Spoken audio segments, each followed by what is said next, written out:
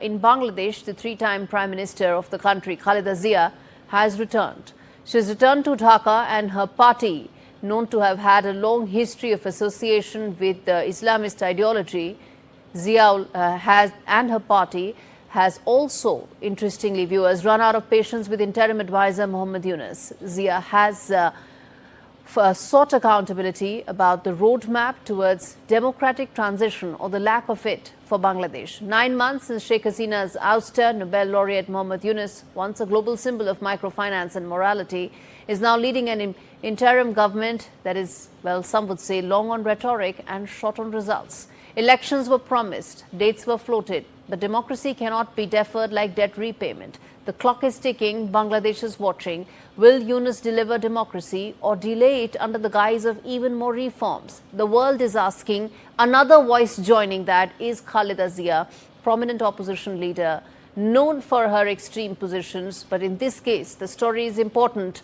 because we are asking yet another prominent voice in Bangladesh, asking for what many have been talking about long enough: elections. Faisul Mahmud, the Minister of Press at the Bangladesh High Commission in New Delhi, joins me to talk more about this.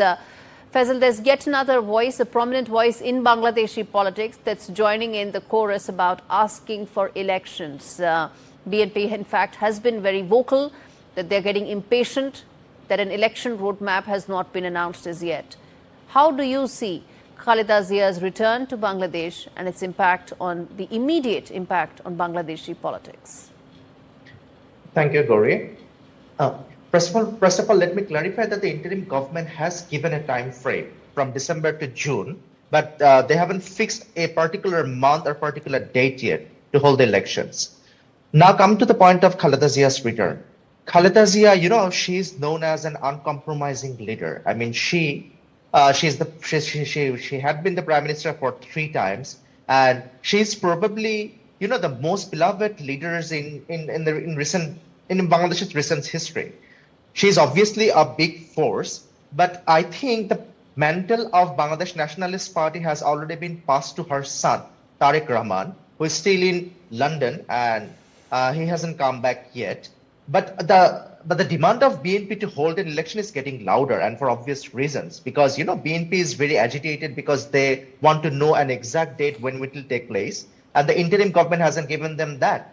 But I think since Khaleda Zia has returned, and she is now in better health, because before that she has been suffering from a lot of ailments, and her political opposition, I mean the Awami League, used to portray her as a terminally ill leader who has plunged into political irrelevance. But it proved that Khaleda Zia is, Khaleda Zia is very much relevant in Bangladesh's current landscape. Because, she's relevant. I'm asking you that exact same question. We are having that conversation for that reason, Faisal. But let me ask you this. Let me ask you this, that, of course, BNP would think that with Sheikh Hasina's political relevance reduced, she not being part of the landscape right now is going to have a major impact and boost the BNP's chances, which is why they're likely to be impatient. Do you think Khaleda Zia's return to Bangladeshi politics is going to act as a fresh impetus for Mohammed Yunus to announce elections earlier?